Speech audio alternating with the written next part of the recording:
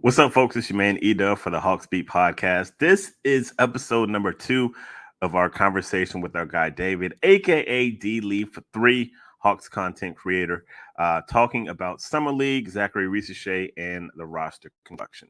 If you have not already, make sure you tap into part 1 because this is part 2. Hawksbeat Podcast starts right now. Let's go. Kevin Herter to get it in. Everyone standing at State Farm Arena. Herter looks. Plays it into Trey. 2 seconds, one. Trey's floater. Good! With .1! And the Hawks are going to win this game. I was going to rip his heart out. I'm the best ever. I'm the most brutal and vicious and most ruthless champion there's ever been. There's no one can stop me. Lynx is a conqueror. No, I'm Alexander. He's no Alexander. I'm the best ever. There's never been anybody as ruthless. I'm Sonny Liston. I'm Jack Dempsey. There's no one like me. I'm from Nairclaw. There's no one that can match me. My style is impetuous. My defense is impregnable. And I'm just ferocious. I want your heart. I want to eat his children. Praise be to Allah. You are now listening to the Hawksbeat Podcast with your host, Eda.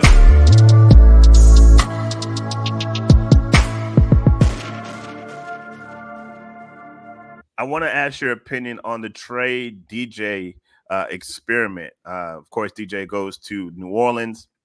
What did you see from that duo while they were here? Like, what popped out to you? Like, did you watch a lot of film on it, or were you just like kind of your view on it, whatever your view was? What were your thoughts on that? Yeah, I think you mentioned it when you were like, oh, you're not as emotionally invested in the Hawks. And I think I let my emotions blind me from that initial deal. Because but you got to understand, and I know you get it, but it's like the Hawks do not make moves like that. We don't get stars. So it's like before we got DeJounte Murray, the biggest signing in my, well, maybe not, but like the one I can most, like the most recent one was Dwight Howard, and he was garbage. So I was actually at that press conference, and I was so excited. I have a video of me recording Dwight Howard walking down the stairs, and I'm like, I don't even know what I'm talking about.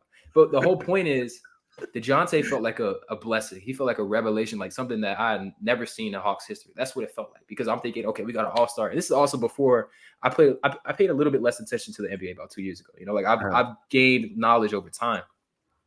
In retrospect, there was nothing to be excited about, honestly. And it's again, it's not really an indictment on DeJounte himself, even if I don't think he did what he needed to do to make that duo work consistently. There were times it worked, but he was not always doing what he needed to do. But it's like small guards. You already have a team that's full of defensive liabilities. You have a center who's taking a step back. It was bound to fail, honestly. And it's like when you watch the film, it's similar to what the Celtics had, that same issue where you have two guys playing the same position. They can't create advantages for one another because the guys defending them are equipped to defend both of them. Absolutely. And that's the issue, because if Trae Young has the team's best player, DeJounte has the team's second best guard, but it's typically not liability. So like if you play the Pelicans, it was Herb Jones and Dyson Daniels. You can't run a guard-to-guard screen. Nope. DeJounte isn't looking to make passes off the ball. They're not spacing well. It's all these different things. It's like it was harder to make an advantage for a guard because you don't have the defensive infrastructure to insulate them, and then you don't have the off-ball skill set from either of them, even though Trey got a lot better coming off of screens. I think people will say DeJounte changed his game. I feel like he did in terms of his three-point shot volume. He got it up to 7 a game. That was great. He was really good from the corner. He improved as a shooter. But I think in terms of the way he actually played, like the way Trey changed the way that he was running off screens, he could have done a lot more, but I don't think that's fixing it either. It's like fundamentally, you just cannot have two guards that are small with a team that's full of defensive liabilities. And that's really all it is, man. Like it was just a fit thing. And it wasn't anybody's fault. Like it and like, you know, and that's like the good thing. Like it's just like you had to take that swing. And I applaud the Hawks for taking the swing, because after going out to the playoffs in Miami, it was clear they needed to take a swing. They took a swing and everybody was on board. Now, folks may poo-poo on DeJounte now, but everybody was on board when they took that swing, because you had to take that swing. You take that swing, sometimes you're going to miss, and it ain't nobody's fault. But you just realize that, you know what? These dudes play the same position. Like they play the same position, and it took me a while to see that too. And I kind of pride myself on being objective. I was like, nah, man, this thing can work. Like, and on nights that it did work, you try to talk yourself into it, right? You're like, oh yeah, man, look at it. That's 27% between both of them. You talk yourself into it, but then you realize, you know what, man? You're looking at the record. These dudes play the same position, so it is what it is. The Hawks are pivoting and they're moving this team into a different direction, trying to surround Trey with a bunch of wings that can defend. And my wonder is this. Well, let me pause that. I want to ask you about Dyson Daniels before I get to that. But let me ask you about Dyson Daniels. A lot of folks didn't see Dyson Daniels. A lot of folks were like, oh, man, we didn't get Brandon Ingram. And I was telling folks, I was like, yo, like, this isn't a bad move. Like, it's not a bad transaction. Like, that's my personal feeling. I don't feel it was a bad transition. I didn't necessarily want Brandon Ingram here for the money stand. Like, you just drafted a 3. Why are you going to max out a guy who plays the same position? That's just kind of my thoughts on it. But I've been telling a lot of my friends, like, yo, man, like this deal wasn't so bad. Like getting Dyson Daniels might be the steal of this draft. Like, because it might just be a better fit. But let me ask you, what are your thoughts on Dyson Daniels? What have you seen out of this guy? Man, I've been talking about Dyson Daniels for like years. Like, I just had someone respond to a video I made on TikTok asking me about him. And I was like, man, I want him in Atlanta so bad. Like, I do anything for him. And I really do believe in him as a defender. I think he's all defensive caliber. I think he has the frame. He has the skill set. He has the instincts. I just saw, who was it? I'm thinking about something else. But like his timing on the digs that he makes, the way that he defends some of the greatest players in the NBA, he was really good against LeBron last year. And that's interesting because LeBron outweighs him by a good amount. LeBron is a lot bigger by a good amount, but he moves his feet. He leverages his size, his strength. And then I don't think his shot is broken, but he's below 65% from the free throw line in his career. He's not a strong 3-point shooter. He's never shot it on volume. So I'm not saying he's going to be a knockdown shooter, but his mechanics aren't bad. I think there's some things to clean up. But you get him for his defense, and you get him for the fact that he can handle the ball and he can pass the ball. But he is not – like, it's going to be the same thing with Risacher. I think he's not comfortable offensively at all. Like, and from Pelicans fans I've talked to, they're like, he will pick the ball up. He'll bring the ball up the court, right? But he'll pick the ball up before anything happens. And you can always tell if a player has confidence in what they're doing if they pick the ball up as soon as they cross half court. Yeah. And that happened a lot. And it's like, I pointed out some cases in my video where, like, he's coming off a screen, the paint's wide open, and the Clippers know he doesn't want to shoot the ball. So, like, they know he doesn't want to shoot or drive it. So they've got to build his confidence. They got to make sure to empower him to make sure that he feels comfortable doing those things because he is a physical driver. He can finish at the rim well. He has a nice float game, but it's more so like, I wonder how much of that was, okay, in New Orleans, he's maybe the 8th guy to shoot the ball. Like, maybe. They don't want him shooting the ball. So I'll say his defense is legitimately special. Like, he has top 10 defensive talent in the NBA for sure. Like, I have no doubt in that. Now it's just about, and here's the other great thing. He made himself viable in that Pelicans lineup on a team that could not shoot the ball. Like, they employed a lot of non-shooters, but his ability to pass the ball, move without the ball. Also, he's a great offensive rebounder, which is crazy, but he's really good at getting himself in positions where the team needs him. And that's why I'm really optimistic about this fit. And I think it was a huge pickup. And honestly, like, I'll say I was a big Brandon Ingram advocate. I still am. Like, I think you could go Risacher, Brandon Ingram, Jalen Johnson, and that would work. That's how I feel about him. And I can see that. I don't think that. I don't think Quinn plays Johnson at the 5 enough for me. Like, I would like to see Johnson a little bit more at the small ball 5. And because he doesn't do that a lot, that's why I was like, nah, because I don't think he's going to play Jalen at the 5 as much as I want to, but like, I could see that, but I'm not really a Brandon Ingram guy, but like, yeah. I was even saying Ingram at the 3. That's what I was saying. Like, I think Risacher could play the 2. Okay. So I would say like a jumbo lineup and whoever at the 5, but that's a long lineup. Pause, but like that's a that's a big lineup though. But like, yeah, I can see value in both of those. We talked about Dyson's defense, and we talked about Risacher and his lack of ability to create. Do you think, or does that worry you from an offensive perspective when you look at this Hawks team? And are we putting too much usage on Trey offensively again? Will it be like the load? Do you worry about the load being too heavy offensively for Trey? If you have a young rook who's trying to figure this thing out, you got a guy who don't really like to shoot. You know what I mean? Yeah, it would be a better defensively, but do you worry about this team offensively? And like, are they putting too much in Trey's book bag? Yeah, I mean, I think that's definitely a viable concern. I'll say Bogey is still on this roster, and I think he's criminally underrated in the NBA. He should have, if we had a solid season, he was my sixth man of the year. Like, his impact is unbelievable. He led all bench players by a wide margin and on-off differential. Like, the Hawks were so much better. Also, that's DeJounte's fault. Well, let me not say fault, but some of that is the fit between Trae Young and DeJounte. Yeah. But the Hawks were exponentially better with Bogey on the floor, and I think that will continue to be a trend even in DeJounte's departure because he is such a floor spacer. But he's also a great secondary ball handler. So I was talking in my group chat today, and like they were saying, "Oh, I'm going to trap Trae Young at half court." I'm like, "Okay, well, we got Jalen Johnson, we got Bogey." I'm not saying it's going to work to the same extent to where you could give it to DeJounte and he can create for himself. But I think the Hawks will have to be a lot less predictable, and that's a great thing. And I think that means getting Trae off the ball more, putting the ball in Jalen's hands more, having guys fly off pin down, Chicago action, stagger screens, like a lot of these things that I think Quinn is really gifted at and sort of constructing an offense and not just relying necessarily on Trae. But at the end of the day, Trae is also he's a generational offensive player. He's one of the best engines in the NBA. He can make this team a top 10 offense, even if it is Dyson Daniels and Risacher on the floor. Maybe not together for a long time, but I think he can make it work because he is that level passer, playmaker, especially against certain teams. But it's definitely viable. And I think that's something they're going to have to fix in the next offseason, where you're going to have to find someone else to take pressure off Trae if you don't see that leap from Jalen Johnson. I don't think Jalen's going to get to like 25 points per game or anything crazy like that.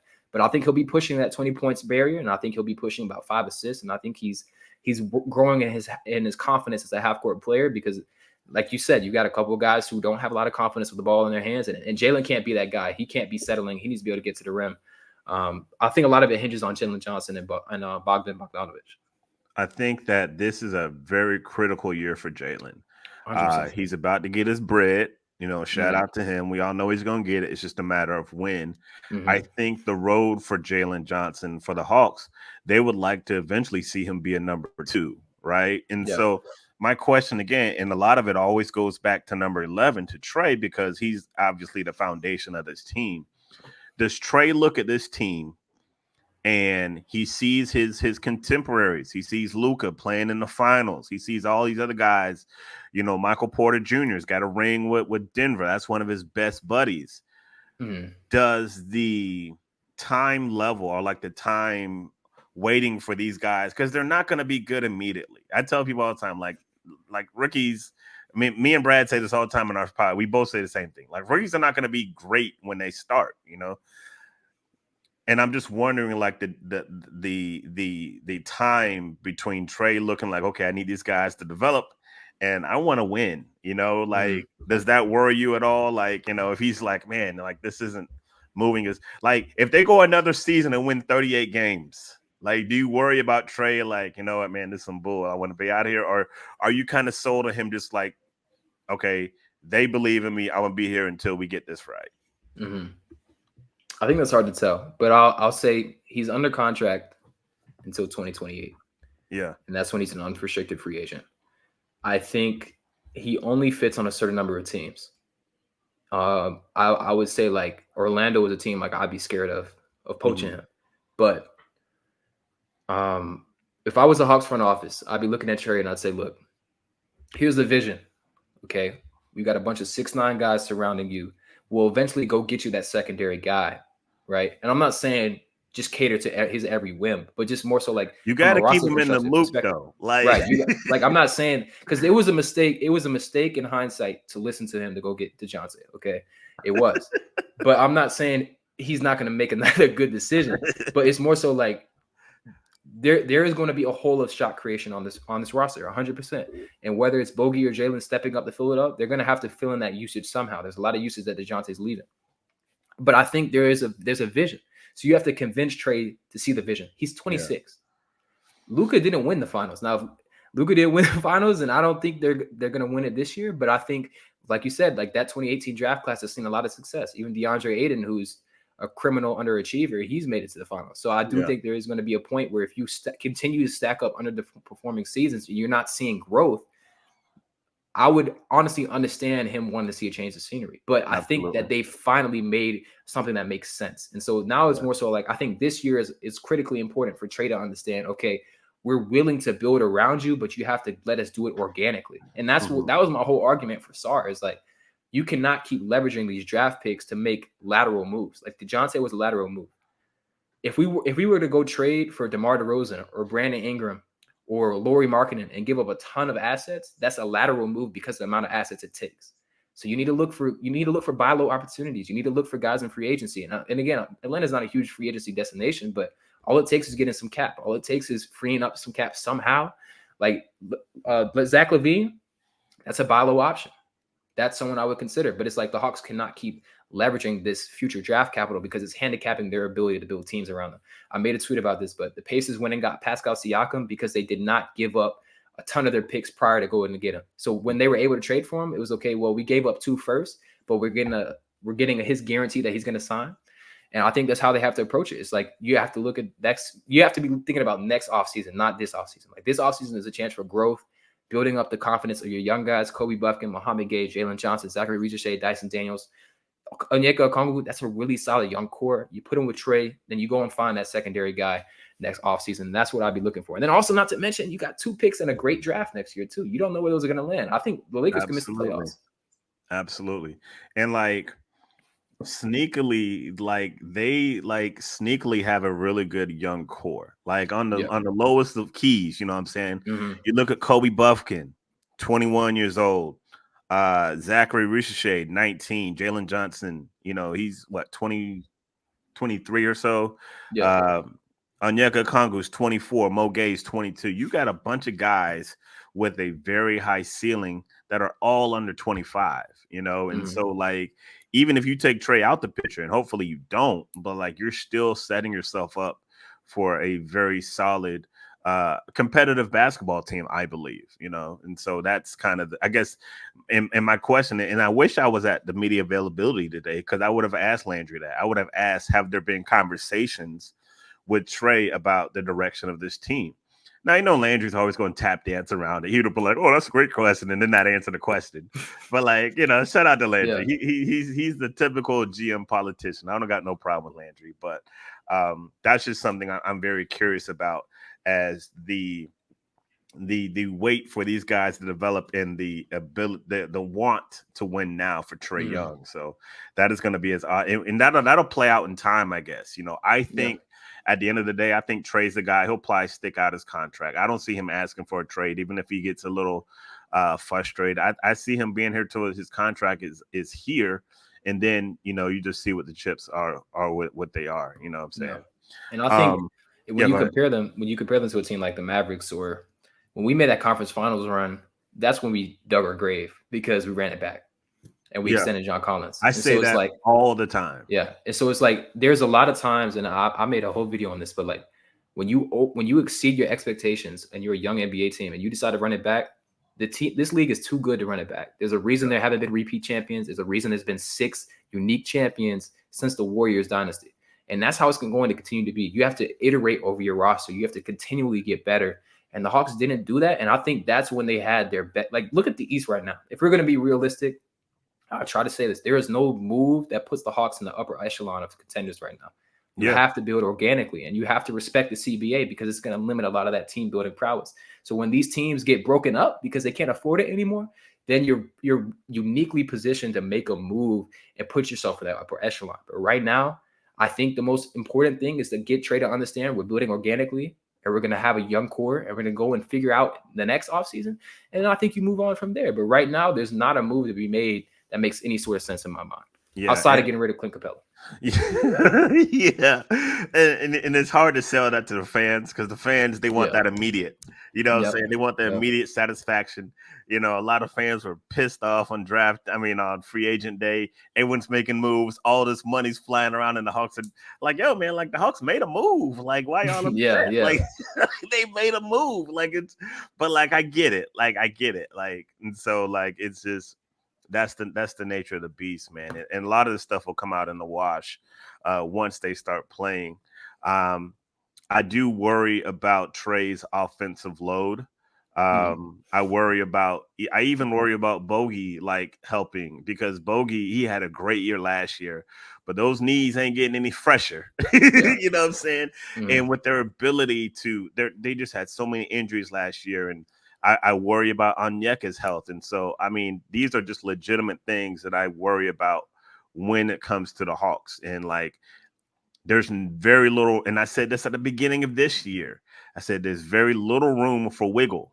Like one guy goes down and like it can get really ugly. I mean, we saw what happened with Jalen Johnson when he went down. It was just like, oh my gosh, like they had like Sadiq Bey playing the 4, like they played Wesley Matthews playing the 4. Like it was a lot, so you got to have that depth. But I like what you say about building it organically. I think that's what they are trying to do. And I can dig that. I can dig that if that is the goal, you know what I'm saying? So we're going to see, man. Summer League starts this Friday. We're going to see the debut of our number 1 pick, Risacher, going up against Alex Sarr. They asked him about it today in practice, and he was just like, yeah, it's kind of like he wasn't really, it was just like, oh, it's just another game to him, and again, like, I guess folks want it to be like Zachary Risacher versus Alex Sarr, game 1. It's not going to be that. Like, it's just not going to be that. And they can't even sell it like that because, first of all, Risacher is not even that type of dude, man. He's like, he's not that type of dude. He's just like, neither of them are. Neither of them are. You know what I mean? So, as much as they want to pit that, they can't. Like, it's nothing to sell there. But what are you looking forward to in Summer League? Are you a Summer League guy, or are you kind of like you can kind of take it or leave it?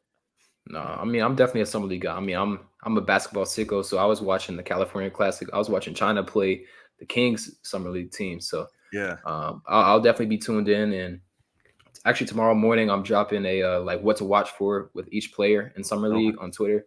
So I'll have like a little bit of a capsule for each one of those guys. But yeah, I mean, I'm looking to see one thing I want to see with Kobe is more so like being able to get to the rim. I think he got to the rim pretty at a high frequency in Summer League last year, but he wasn't finishing well.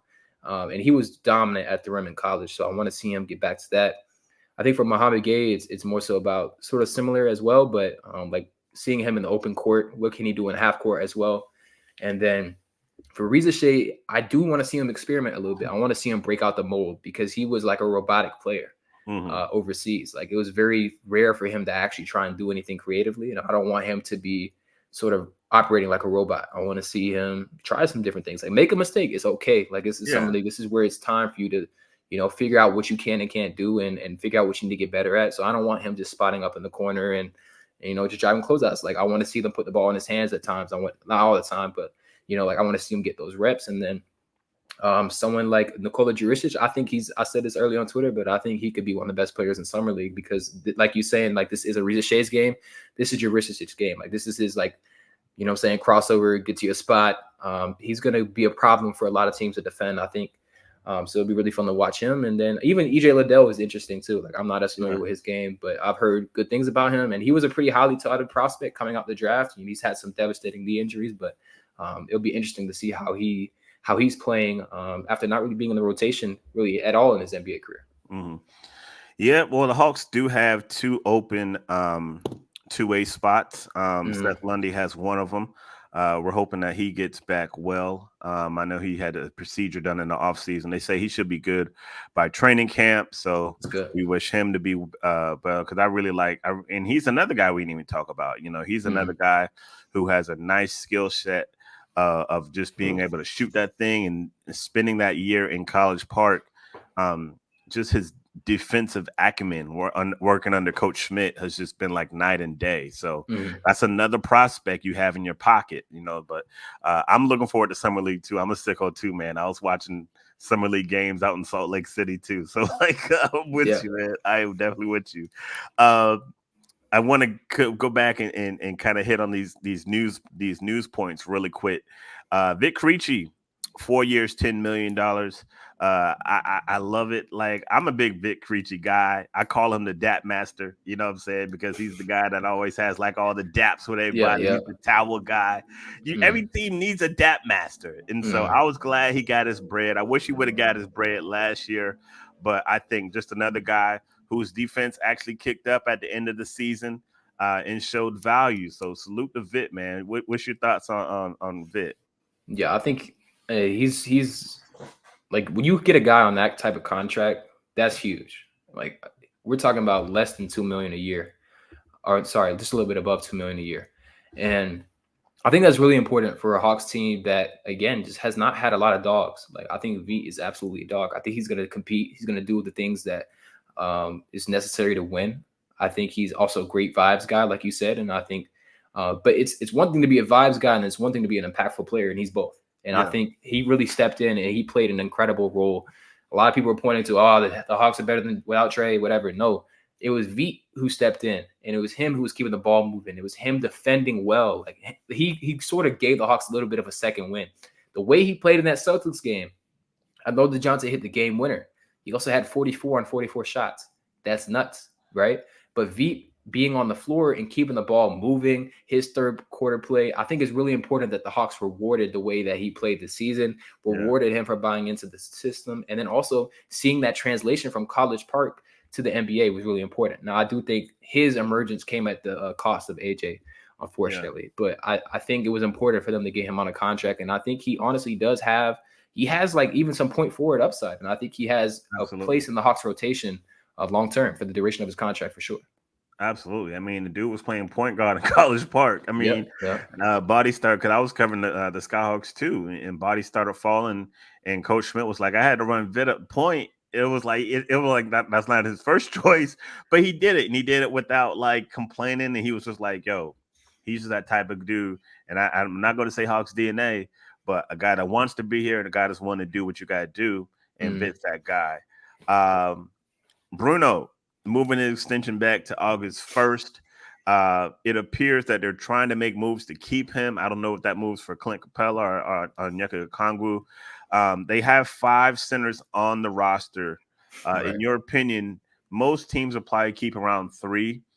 If you had to pick 3 centers for this squad that you think are going to be here on opening night, who are those 3? So you think in terms of a prediction, or who I want? Your prediction. Oh, okay. That's an interesting question. I think that they value Bruno, and I think Bruno is like a really good third center, and he's super cheap. Yeah. Cody Zeller is not going to be on this roster. I can't believe that by any stretch of the imagination. I think Larry Nance is like sneaky good too. I think he's very serviceable. Solid vet. Solid, and he's a vet. He's a decent passer, but both him and Clint are expiring, and I think that's really interesting because that kind of gives him a little bit more value than someone, like an Onyeka.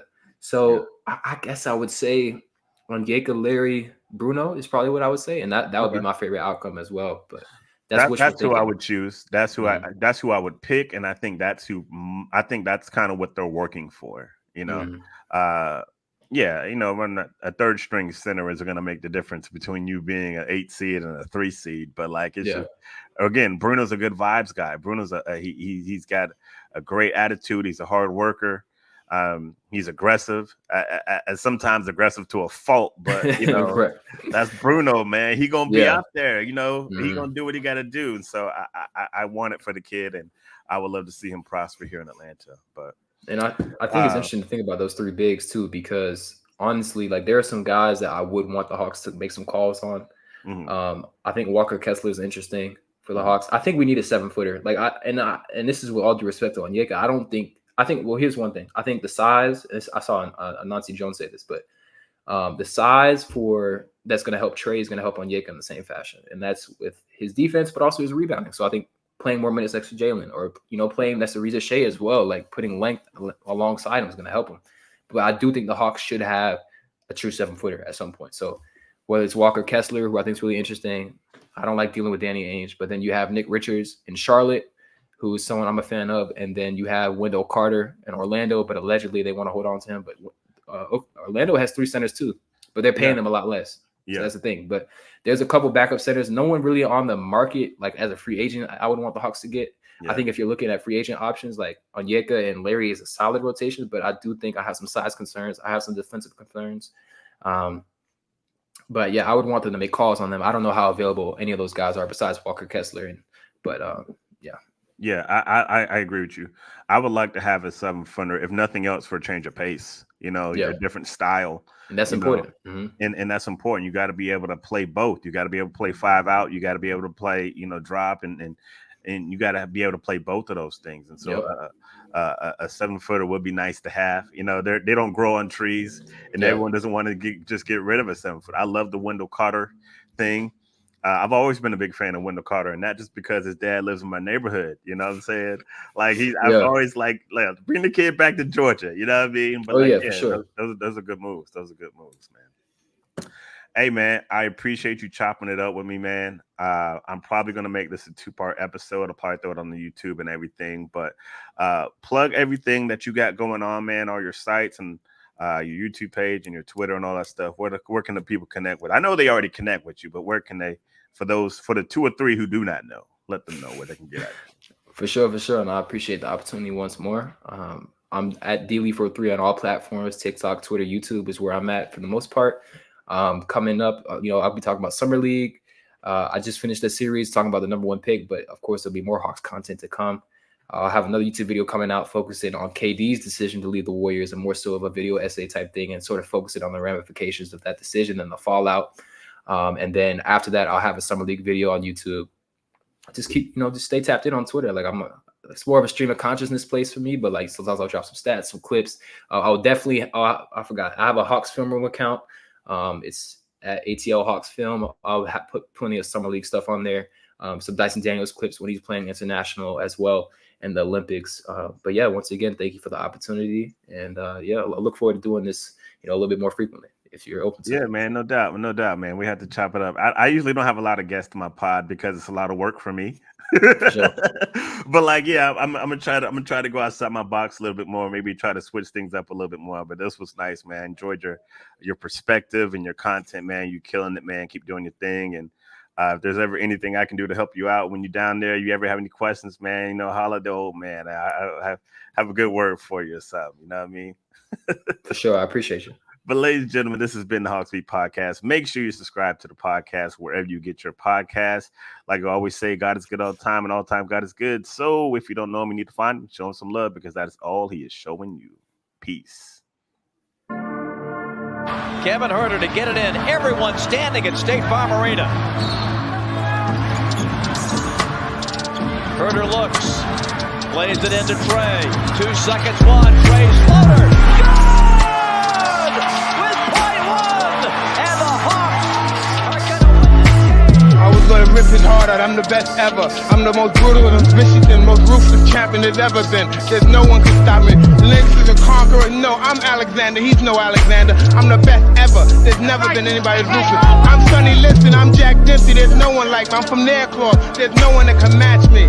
My style is impetuous. My defense is impregnable. And I'm just ferocious. I want your heart. I want to eat his children. Praise be to Allah. You are now listening to the Hawksbeat Podcast with your host, Eda